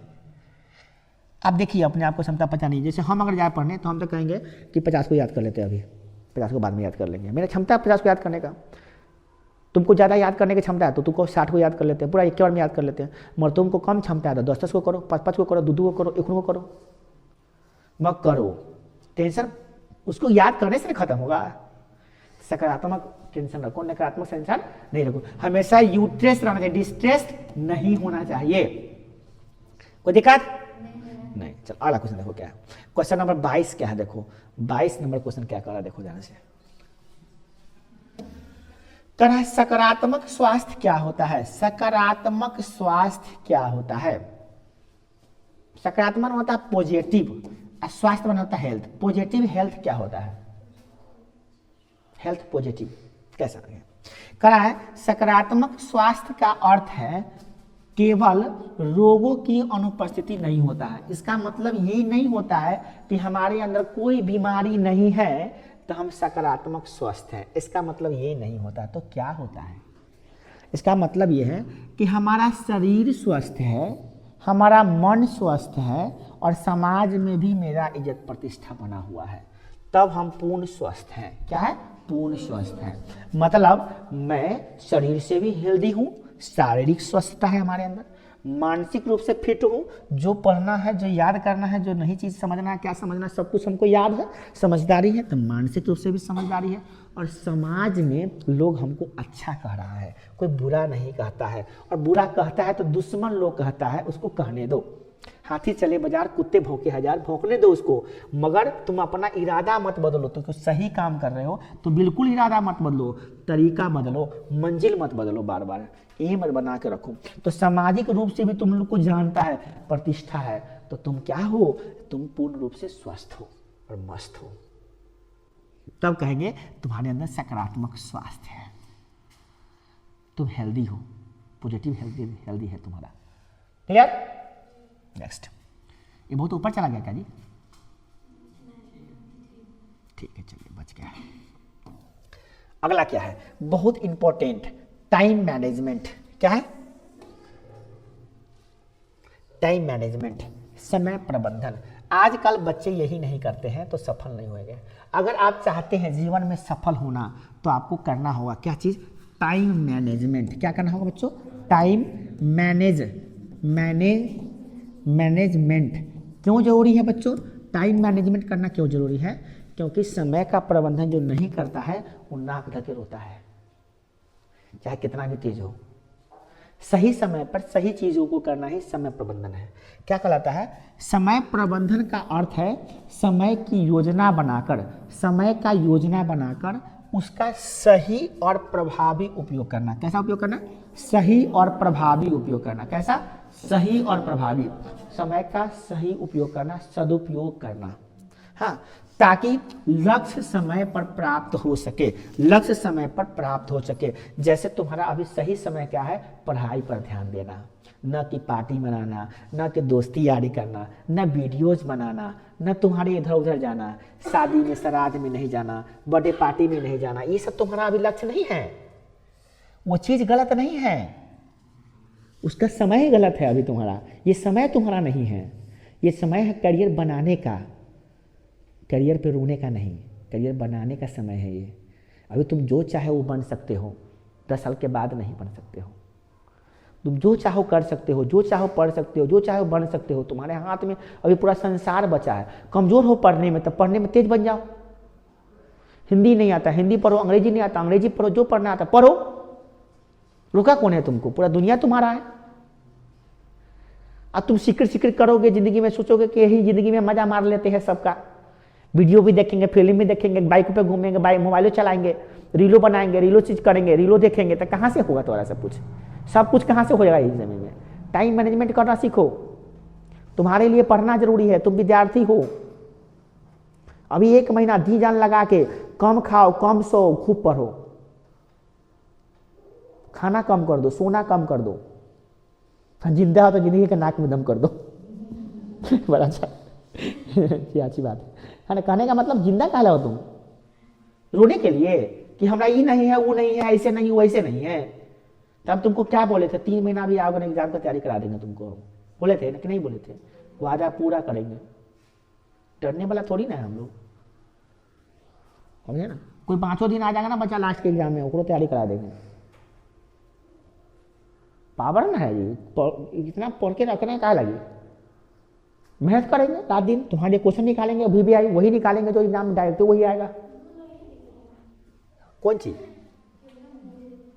कभी हम, अच्छा हम नहीं दिख रहे, हम ही नहीं दिख रहे। चलो अब दिख रहे हैं? ठीक है, चलो इधर से भाई।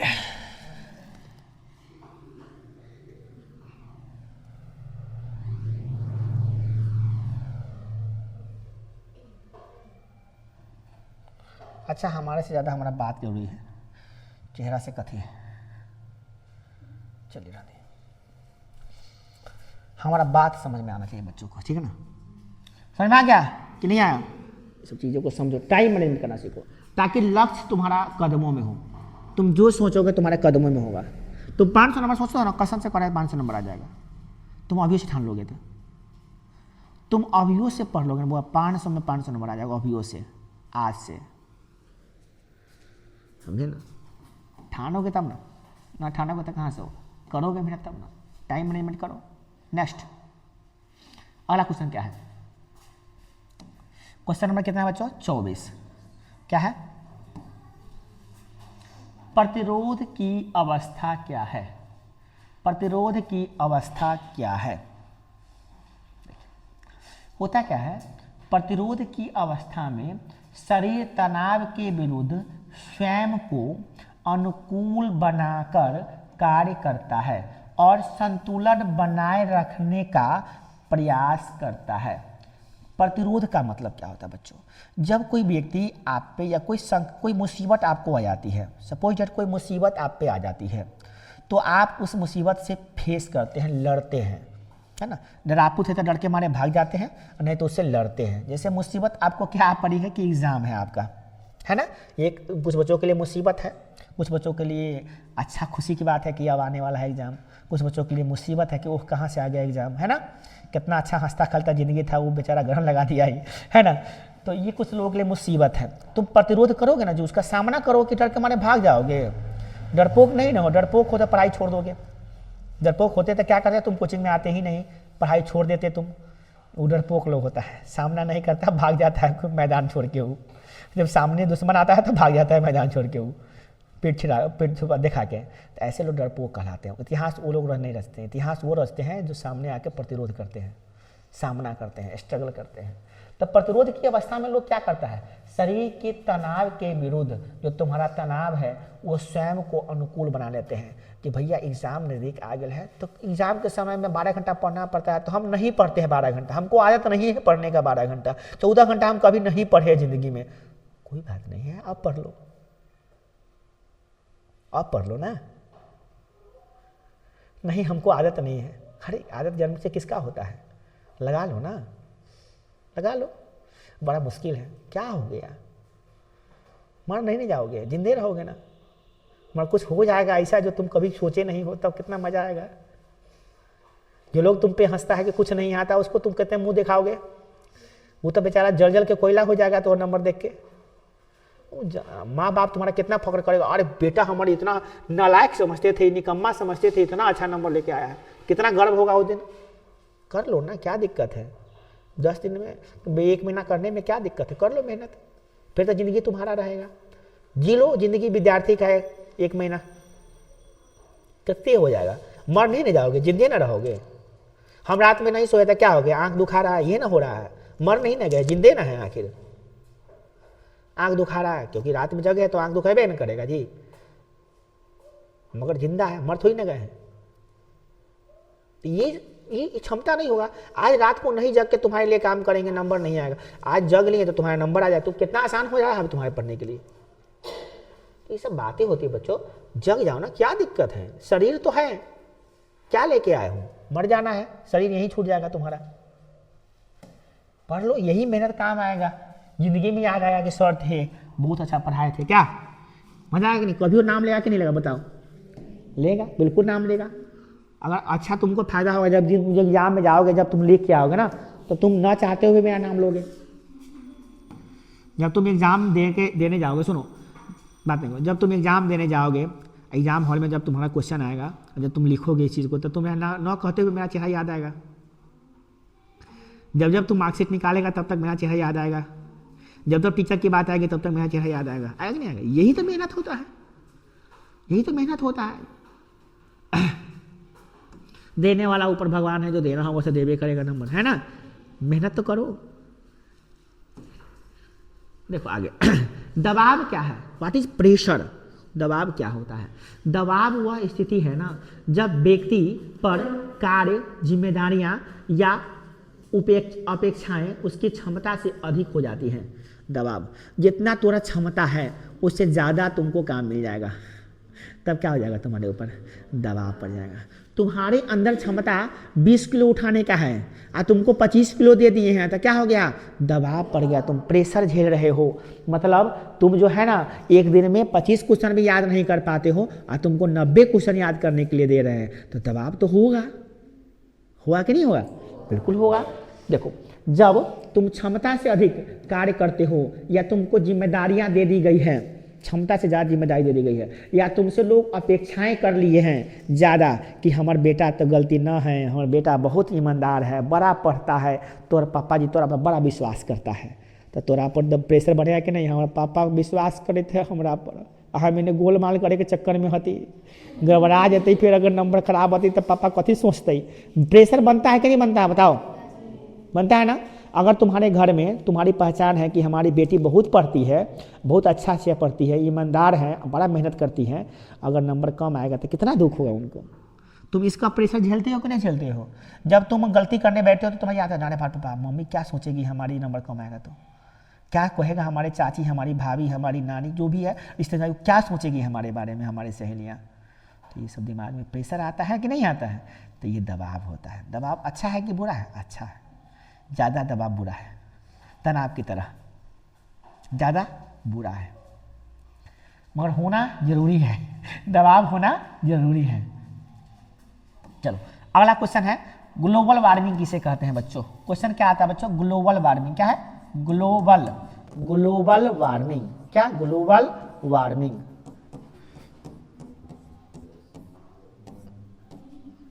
उसको अंग्रेजी में कहते हैं ग्लोबल वार्मिंग, हिंदी में लिख देते हैं ग्लोबल वार्मिंग। ऐसे होता है वैश्विक गर्मी, ऐसा नहीं लिखा जाता है, क्वेश्चन ऐसे आता है। ग्लोबल वार्मिंग क्या है? वैश्विक गर्मी क्या है? होता क्या है कि वैश्विक गर्मी का मतलब होता है पृथ्वी के औसतन तापमान में वृद्धि की प्रक्रिया। मतलब पृथ्वी का एक तापमान होता है फिक्स, उतना रहता है तो हम लोग जी लेते हैं, अच्छा से जीवन यापन करते हैं। जैसे मान लो 10 डिग्री सेल्सियस से और 40 डिग्री सेल्सियस तापमान तक रहता है तो हम लोग बर्दाश्त अच्छा से कर लेते हैं, है ना। मगर 40 डिग्री सेल्सियस से ज़्यादा तापमान बढ़ते जा रहा है, बढ़ते जा रहा है, बढ़ते जा रहा है, तो ये ग्लोबल वार्मिंग है। क्या है? ग्लोबल वार्मिंग है। और आज के डेट में जनसंख्या पे जनसंख्या बढ़ते जा रहा है, जनसंख्या पे जनसंख्या बढ़ते जा रहा है ना जी। जनसंख्या पे जनसंख्या बढ़ते जा रहा है और पेड़ सब कटते जा रहा है। जनसंख्या बढ़ते जा रहा है, पेड़ सब कटते जा रहा है ना। तो वायु प्रदूषण से बढ़ते जा रहा है, उससे गर्मी बढ़ते जा रही है, टेम्परेचर हाई होते जा रहा है ना। गर्मी के समय में ऐसा ऐसा गर्मी पड़ता है, लोगों से बर्दाश्त नहीं होता है, एसी कूलर काम नहीं करता है उसमें, है ना जी। कितना के एसी ब्लास्ट हो जाता है, कितना के कूलर काम नहीं करता है, कूलर से भी गर्म हवा मारता है, होता है कि नहीं होता है। इतना गर्मी कैसे पड़ने लगा है? क्योंकि ग्लोबल वार्मिंग हो गया है, पूरी धरती का तापमान बढ़ते जा रहा है। और ये तापमान बढ़ने से हमको बहुत खतरा है, मानव जाति के लिए खतरा है। क्योंकि तापमान बढ़ेगा, ध्रुव का बर्फ पिघलेगा और पूरा धरती जल में डूब जाएगी, पानी में डूब जाएगी। क्योंकि ध्रुव पर इतना बर्फ है, पृथ्वी के ध्रुव पर इतना बर्फ है, वो सब पिघल जाएगा तो पृथ्वी डूब ही जाएगी पूरा पानी में। यहाँ पर 4 मंजिल 5 मंजिल इतना पानी हो जाएगा। यहाँ पर सोचिए इतना पानी हो जाएगा, धरती एक कम जाएगा, समुद्र बढ़ते चल जाएगा। ऐसा समय आया कि धरती पर कोई धरती जमीन रहेगा पाँव रखने के लिए, सब पानी पानी हो गया रहेगा। तो कहाँ रहिएगा? हवा में घर बना कर रहिएगा, छतरी बना कर रहिएगा नाव पर। तो ये समझ गए। अगला देखिए, और जो गैस जो टेम्परेचर बढ़ा रहा है उस गैस को क्या कहते हैं? ग्रीन हाउस गैस कहते हैं। क्या कहते हैं बुआ? Green house gas. जैसे carbon monoxide, carbon dioxide, sulphur dioxide, है ना। ये सब क्या है? मीथेन गैस है। ये सब गैस क्या है? ये सब गैस है ग्रीन हाउस गैस। और ये सब गैस से गर्मी बढ़ रहा है, और गर्मी से क्या तापमान बढ़ते जा रहा है, धरती का तापमान बढ़ गया है आज। इसको कहते हैं क्या? Global warming. क्या कहते हैं? ग्लोबल माने पृथ्वी, और वार्मिंग माने गर्म होना, वार्म होना, ठीक है, पृथ्वी का गर्म होना। चलो आगे चलें। क्वेश्चन नंबर 27 क्या है? चलो 27 नंबर क्वेश्चन क्या कर रहा है? द्वंद्व क्या है? द्वंद्व क्या है भैया? द्वंद्व क्या है? बहुत अच्छा बीच में आता क्वेश्चन, सब द्वंद्व क्या है करा। द्वंद्व वह मानसिक स्थिति है जिसमें व्यक्ति 2 या अधिक विरोधी इच्छाओं के बीच निर्णय नहीं कर पाता है। एक मन कर रहा है करे, एक मन कर रहा है न करे। जैसे तुम बहुत बच्चे ऐसे होते हैं ना जो द्वंद्व की स्थिति में जी पाते हैं। जैसे कोई घर से निकलेंगे कोचिंग के लिए, कहेंगे आई कोचिंग जाए कि न जाए, जाए कि न जाए, जाए कि न जाए, चल चलते हैं छोड़ न जाते हैं, चल चलते हैं छोड़ न जाते हैं, छोड़ न जाते हैं। दिमाग में खचरी पकड़ रहेगा। ऐसे लोग कहते हैं द्वंद्व। द्वंद्व चल रहा है तुम्हारे दिमाग में झगड़ा चल रहा है कि काम करे कि ना करे, करे कि ना करे। आगे बढ़ता है, चलते हैं कदम रुक जाते हैं, क्या करिएगा? कदम चल रहा है फिर रुक जा रहे हैं, चल रहा है फिर रुक जा रहे हैं। मुड़ गया ऐसा गाड़ी चल गया लाल दरवाजा में घूमने। कोचिंग की जगह लाल दरवाजा में घूम रहे हैं क्या? हाँ ओ तू बड़ा करता, थोड़ा ज़्यादा तुम्हारा घूमता है। दोनों बड़ा के वही हाल है, दोनों बड़ा के वही हाल है। द्वंद्व चलता है, द्वंद्व दिमाग में चले कि न जाए। देखो आगे अगला क्या है? मानसिक मंदता क्या है? इसको समझो। मानसिक मंदता क्या है? मानसिक माने क्या होता है बुआ? मेंटल। अब मंदता माने क्या होता है बुआ? रुकावट, यानी कि रेस्ट्रिक्शंस। मंदता होती है, कमजोरी होता है ना। देखिए मानसिक मंदता वह अवस्था है, यह तुम्हारी एक अवस्था है। कैसी अवस्था है? जिसमें व्यक्ति की बुद्धि सामान्य से कम हो जाती है, जितना होना चाहिए उससे कम बुद्धि तुम्हारे अंदर है, तो क्या है? मानसिक मंदता है। जितना सब इंसान को होना चाहिए, जितना सब विद्यार्थियों को बुद्धि होना चाहिए, उतना बुद्धि तुम्हारे अंदर नहीं है, तो क्या है तुम्हारे अंदर? मानसिक मंदता है, मानसिक रूप से तुम कमजोर हो। हाँ, और सीखने और संयोजन करने में कठिनाई होती है, और कोई चीज़ तुमको सर सिखाते हैं, समझाते हैं, तो सब तुम जल्दी सीख नहीं पाते हो, जल्दी तुम समायोजित नहीं कर पाते हो। ऐसा होता है, बहुत ऐसे बच्चे होते हैं जिनके अंदर मानसिक मंदता होती है, जल्दी समझ नहीं पाता हो। मगर याद रखिएगा, मानसिक मंदता किसी के अंदर है, कोई कमज़ोर है पढ़ने में, अगर वो सोच लेता है, टाइम मैनेजमेंट कर लेता है, तो वो तेज भी बन जाता है, तेज भी बन जाता है। और इसके जीते जाता एग्जाम्पल हम खुद हैं। हम खूब बचपन से तेज थे ऐसा नहीं है, मगर हम भी पढ़ाई बहुत बीच में कम किए थे। 5वां 6वां 7वां 8वां में बिल्कुल नहीं पढ़ते थे हम, बहुत बउआते थे हम, टंडैली करते थे, टंडैली गाँव देहात में लोग कहते टंडैली करते थे, भर दिन इन्हें सोने बुआते रहते थे, समझ गए। मगर बाद में पढ़ना जब शुरू किए तो फिर हमको आँख खोला, तब पढ़ना शुरू किए तो सबसे तेज बने थे, सब कुछ में तेज बने थे। तो ये बातें होती है बच्चों, ध्यान में मन में नहीं बैठाइएगा तो कहाँ से आएगा वो चीज़। मानसिक मंदता को समझ आएगा कि हम कमज़ोर है, तो समझना ही काफ़ी नहीं न है। हम जान जाएंगे कि हम गरीब है तो क्या अमीर हो गए? नहीं, हम अगर अमीर होने के लिए जानना जरूरी है कि हम गरीब हैं, तब ना अमीर बनिएगा आप। मगर ये जान के रह जाए कि हम गरीब हैं और गरीबी छोड़ दे तो कहाँ से अमीर बनेंगे? आपको समझ गया कि हम कमज़ोर हैं तो कमज़ोर से तेज बनिए। मानसिक मंदता खत्म भी तो इंसान ही ना करता है कि भगवान का क्या कर देंगे, चमत्कार थोड़ी ना हो जाएगा कि अचानक चमत्कार। कालिदास थोड़ी ना बनिएगा आप। कालिदास बहुत मानसिक मंदता थी उनके अंदर, और एक रात में विद्वान बन गए थे। तो काली मैया उनको आई थी तो उनको वरदान दिए थे, तो एक रात में विद्वान हो गए, मूर्ख से विद्वान। अगला उन्माद क्या है?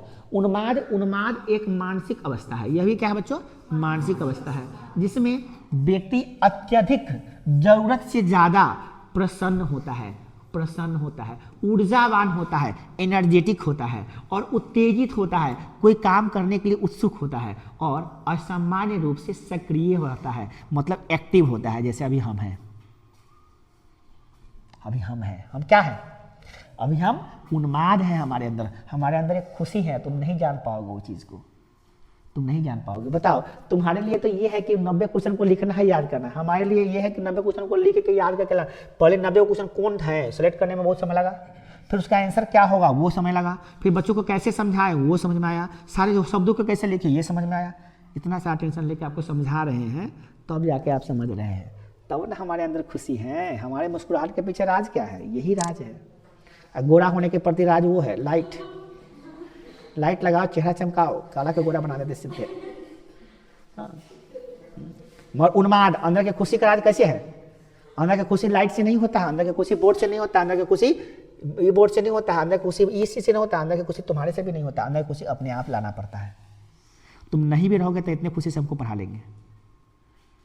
ये है हमारे अंदर क्षमता। एक भी रहेगा तैयो, 1000 रहेगा तैयो, चाहे 1 लाख रहेगा तैयो, उतने मजा से पढ़ा लेंगे।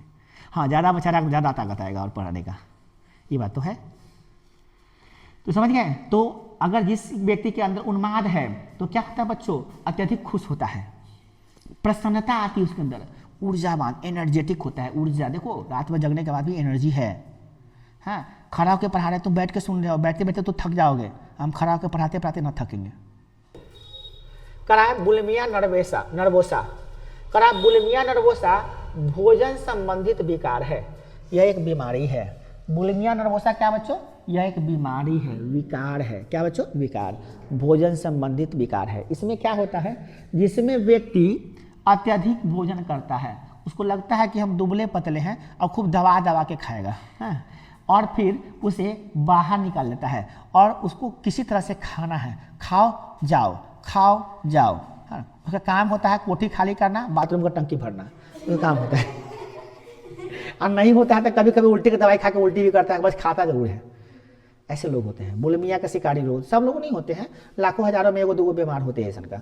वो ज़्यादा खाने का उसको आदतें होता है, वो कम खा के रह ही नहीं सकता है, वो हमेशा ज़्यादा खाएगा। वो और 4 जगह निमंत्रण पड़ा है, 4 भोज में खाएगा, वो भर भर फिटकारेगा, वो एकदम दबा के, पेट फट जाए उसका। और खाने के बाद पड़ा लगा, हाँ पेट बहुत दुखा रहा लो भाई, तो खैले का लेते ना टूटता है से, खैले का लेते कि आप जानते हैं दबा के खाएगा एकदम। अंडा का ऑमलेट खा लेगा, समोसा खा लेगा, ब्रेड पकौड़ा खा लेगा, गोलगप्पो खा लेगा, उहो खा लेगा, दबा के खाएगा एकदम। और घरे आकर 4-5 को रोटी ठूसेगा ऊपर से, रोटी को अब 2 गिलास दूध मारेगा ऊपर से, अहो से मन नहीं भरेगा तो और कुछ जाएगा, बिस्कुट कुछ लेकर खाएगा, कुछ ना कुछ खाते रहेगा वो। ऐसे लोग होते हैं, बुलिमिया के शिकारी होते हैं। उसको लगता है कि हम कमजोर है ना, क्या खाएंगे तो ताकत बन जाएगा हमको, जो चीज मिलेगा खा जाएगा, खबसते रहेगा वो। ऐसे लोग तुम लोग नहीं ना हो जी, तुम लोग नहीं है नहीं, ठीक है। किसी को हो तो नहीं करना ऐसे, इसी कई बीमारी होता है, इसका इलाज भी होता है। चलो देखो अगला है एनोरेक्सिया नर्वोसा क्या है। एनोरेक्सिया नर्वोसा क्या है? ये बुलिमिया नर्वोसा था, ये है एनोरेक्सिया नर्वोसा। एनोरेक्सिया नर्वोसा एक विकार है। इसमें व्यक्ति क्या करता है, वजन बढ़ाने के लिए भय से बहुत कम भोजन करता है। एनोरेक्सिया नर्वोसा में क्या होता है बच्चे, वो बच्चे ना, कुछ लोगों को ऐसा लगता है ना कि हमारा वजन बहुत बढ़ गया, हम बहुत मोटा गए बारी, बहुत हेल्दी हो गए बारी, वही लगी सोच के वो खाना कम कर देता है, और इतना कम कर देता है खाना, इतना कम कर देता है कि उसको बीमारी पकड़ लेता है। उसका नाम क्या है, उसका एनोरेक्सिया नर्वोसा। ऐसा नहीं करना चाहिए। वेट लॉस करने के चक्कर में कई लोग जान मर चुका है। वेट लॉस करने के लिए एक्सरसाइज वगैरह कीजिए। अब हम ये सोचे कि हम मोटा हो गए, हम खाएंगे नहीं, तो ये हमारी गलती है। शरीर है, चर्बी बढ़ गया, बढ़ने दीजिए, खाएंगे खाए नहीं। कभी खाने से परहेज नहीं करते हैं। क्या जी हम गोलगप्पा खाते हैं कि नहीं? देखा आपको कभी गोलगप्पा खाते हुए? और कभी कभी हम खाते रहते, वो खाता था बीच में। क्या जी खाए कि नहीं खाए? अब नहीं खाते, हम कभी कभी खा लेते हैं। हम नहीं डरते हैं, हम नहीं डरते हैं, हम खाते हैं। हम तो कभी डॉक्टर से चेक कराने नहीं आता है कि मेरा बीपी है कि शुगर है। बैठ निकलवाएंगे तो निकल जाएगा, कोई चीज़ तो दिक्कत हो जाएगा। टेंशन में जिएंगे आधा नहीं। जो ऐसे खाओ पियो, मस्ती में रहो, दिमाग क्या लगा रहे हो? आज मरना कल मरना, हाँ ज़्यादा दिक्कत होगा देखा जाएगा, चेक कराएंगे। अभी का जीत गया। ऐसा होता है बच्चों, है ना। उतना डरना नहीं चाहिए लाइफ से। लाइफ में क्या करना है, ऐसे डरना है उतना। मोटापा है तो मोटापा, हम तो कुछ नहीं मोटे हैं। कैसन कैसन आदमी मोटा होता है तो देखे भी नहीं किया, इसलिए हम मोटे लग रहे हैं। ऐसा ऐसा आदमी होता है जो करे वो हाथ हमारा शरीर इतना मोटा होगा। हाँ बात करता है खाली एगो हाथ, हमारा से 5 गुना वजन होता है उसका, 4 गुना 5 गुना, 2 कुंटल वजन का आदमी होता है 1 कुंटल का। हमारा तो 1 कुंटल नहीं है। 80 किलो वजन है, 85 किलो ले, बताइए कौन में क्या बात हो गया? धरती पर 80 किलो वजन रखते हैं, साधारण बात थोड़ी ना है जी। हैं शाकाहारी वाला सब ज़्यादातर एनर्जी है। चलिए अगला है व्यामोह क्या है बच्चों, देखो तो समझ गया। ऐसे लोग ना मोटापा के डर से भोजन कम करते हैं। याद रखिए क्या नाम है उसका, एनोरेक्सिया नर्वोसा। ठीक है, इसका हिंदी नाम कुछ होता है, ध्यान नहीं आ रहा, देख लीजिएगा, पढ़ाए थे जिसमें ना कहता है वो खाए नहीं करता है खाना। अति क्षुद्रता होता है, कुछ ऐसी कुछ होता है नाम, क्षुद्धा अभाव। हाँ क्षुद्धा अभाव उसका नाम होता है, हिंदी में कहते हैं क्षुद्धा अभाव इसका नाम होता है। सही बोल रही है। एक होता है अति शुद्धता, शुद्धता, उसमें ज़्यादा खाता है, ये वाला है अति शुद्धता। बुलिमिया नर्वोसा कहते हैं अति शुद्धता, ऐसा कुछ होता है। एक का नाम है क्या, क्षुद्धा भाव, हिंदी में हिंदी नाम होता है उसका, याद कर लीजिएगा। फिर उल्टा पुल्टा बात इधर उधर नहीं कीजिए। देखिए व्यामोह किसे कहते हैं बुआ, व्यामोह क्या होता है, सवाल है व्यामोह क्या होता है। व्यामोह करा है, व्यामोह वह मानसिक अवस्था है जिसमें व्यक्ति को बिना प्राप्त कारणों से दूसरों पर संदेह होने लगता है। संदेह हो जाता है उसको, संदेह हो, दूसरे आदमी पर संदेह हो जाता है कि हमरे बारे में तो न तो कही थो का, हमरे कही थो, वो संदेह करेगा बार बार। वो व्यामोह होता है, उसको बीमारी है, मानसिक बीमारी।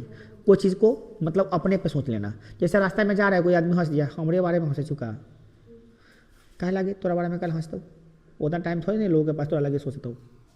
दुनिया का अपना बारे में सोचने के लिए समय नहीं, तोरा बारे में कौन सोचता हूँ, सोचे की बात है ना जी। दुनिया में अपने आदमी को अपने लिए सोचने का समय है।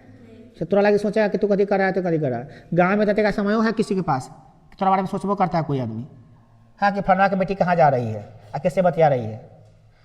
शहर में तो तू कुछ करोगे तो कोई आदमी मतलब ही नहीं रखेगा।